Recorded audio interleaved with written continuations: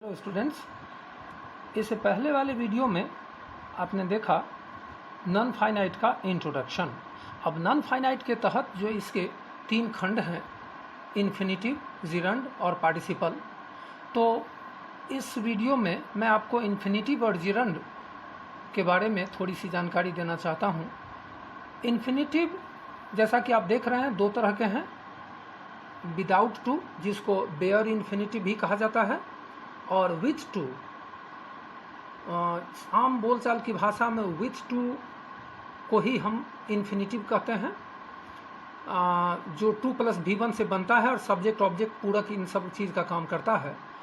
और without to infinitive को without to समझाने के लिए कहा जा रहा है, उसको हम लोग बोलचाल की भाषा में भी और ग्रामर की भाषा में भी बेयर इन्फिनिटिव कहते हैं, जो वर्ब 1 से बनता है और ऑब्जेक्ट का काम करता है।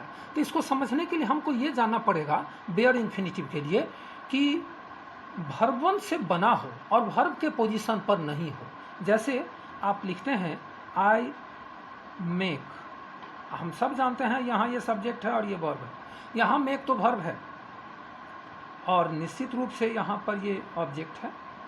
एसवीओ के ट्रैक पर, एसवीओ की पटरी पर इंग्लिश का सेंटेंस, इंग्लिश की गाड़ी तो चलती ही रहती है। यहाँ आप देखें कि एक वर्ब 1 यहाँ हमने जोड़ा है, लाफ। यहाँ ये लाफ क्या है? चलिए, ये सब्जेक्ट है, ये वर्ब है। वाक्य के शुरू में नाउन प्रोनाउन सब्जेक्ट होता है, हम सब लोग जानते हैं। उसके तत्काल बाद वर्ब होता है, फिर उसके बाद ऑब्जेक्ट है, सही बात है। यहाँ लाफ क्या है? वर्ब 1 तो है, लेकिन क्या इसे वर्ब कहेंगे? बिल्कुल नहीं कहेंगे। अगर यही लाफ यहाँ होता, यानी कि वर्ब के जगह पर होता, यहाँ होता, तो निश्चित रूप से उसको हम वर्ब कहते। लेकिन ये वर्ब के जगह पर नहीं है। वर्ब होना, सब्जेक्ट होना, ऑब्जेक्ट होना, इन सब होने के लिए इन सब के जगह पर भी होना आवश्यक है, इन सब के जगह पर भी होना जरूरी है। तो वर्ब 1 है लेकिन वर्ब के जगह पर नहीं है, तो ये बेयर इन्फिनिटिव।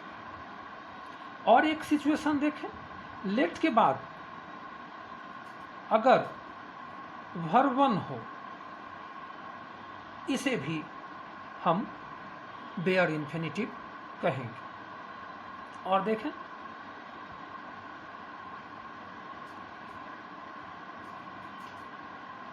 ये देखें वर्ब 1 है लेकिन वर्ब के जगह पर नहीं है।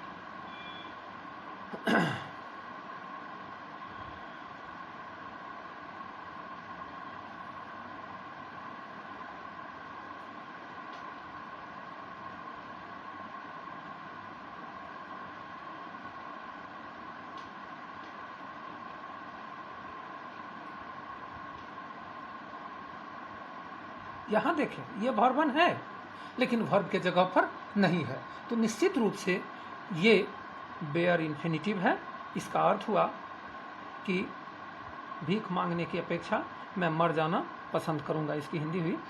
तो यहाँ आप देख रहे हैं कि इन सब में और भी बहुत से इसके यूटिलाइजेशन है, बहुत से यूज हैं, बहुत जगह और भी यूटिलाइज हो रहे हैं, लेकिन मोटे तौर पर बेयर इन्फिनिटिव के बारे में मैंने आपको ये समझाया कि वर्ब 1 हो और वर्ब के जगह पर नहीं हो तो उसको हम लोग बेयर इन्फिनिटिव कहेंगे। तो इसके लिए भी फिर हमको फाइनाइट वर्ब का जो जगह है, उसका जो प्लेस है, पोजीशन है, उसको हमको फाइंड आउट करना ही होगा।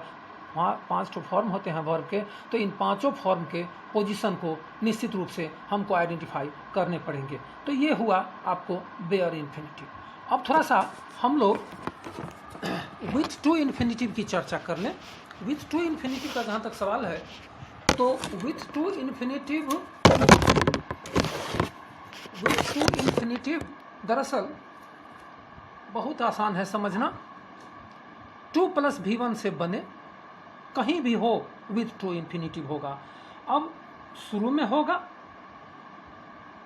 तो निश्चित रूप से वो सब्जेक्ट का काम करेगा, और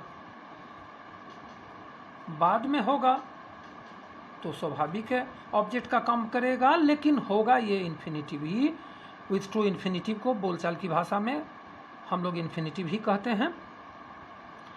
और सिचुएशन देख लें, ये तो सब्जेक्ट ऑब्जेक्ट की बात हुई। ये कंप्लीमेंट क्या है आप देख सकते हैं।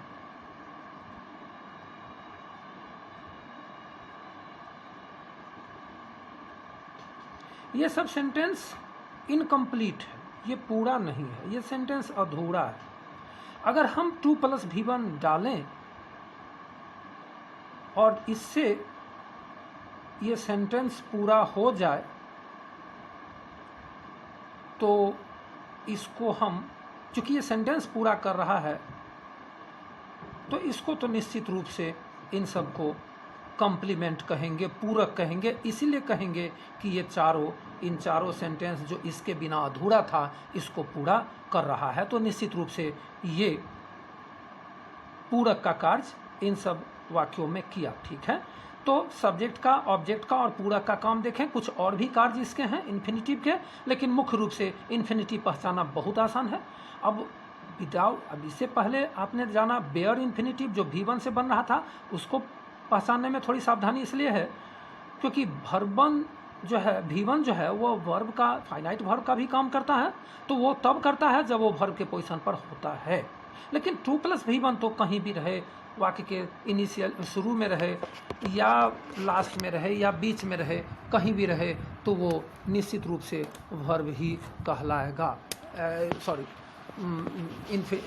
विथ टू इन्फिनिटिव ही कहलाएगा। थोड़ा सा हम सब लोग देखना चाहते हैं, जिरंड के बारे में भी कुछ जानकारी लेना चाहते हैं। जिरंड क्या है?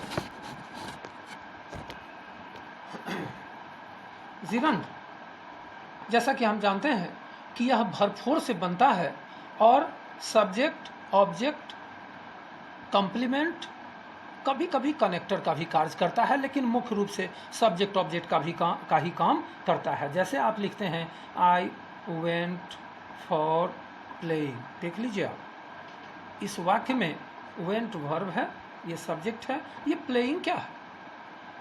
वर्ब के बाद तो ऑब्जेक्ट होते हैं, यहाँ ऑब्जेक्ट के पोजीशन पर है, तो यहाँ पर जिरंड ऑब्जेक्ट के पोजीशन पर आया। अभी आप थोड़ा देखिए,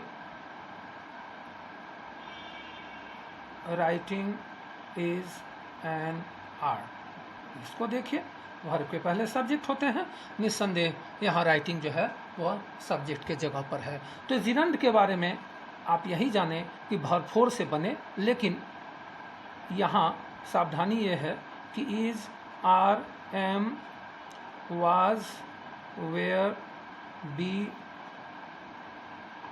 और बीन के बाद न हो। अगर इनके बाद अगर भरपूर आएंगे तो वो फाइनाइट होंगे। यही सावधानी है, ये ट्रिक है पकड़ने का, कि इन सब में से किसी एक के बाद अगर भरपूर आए तो फाइनाइट होंगे। तब उस परिस्थिति में आप राइटिंग और प्लेइंग को, जैसे आई एम राइटिंग है, ही इज प्लेइंग है, तो उस परिस्थिति में भरपूर को आप जिरंड नहीं कहेंगे। भरपूर को जिरंड तभी कहेंगे जब कोई भरपूर वर्ब के पोजीशन अर्थात इन सब में से किसी एक के बाद ना आकर के सब्जेक्ट, ऑब्जेक्ट या पूरक या कनेक्टर इस सब के रूप में आए, खास तौर पर सब्जेक्ट ऑब्जेक्ट के रूप में आए, तो उसको हम लोग जिरंड कहेंगे। अब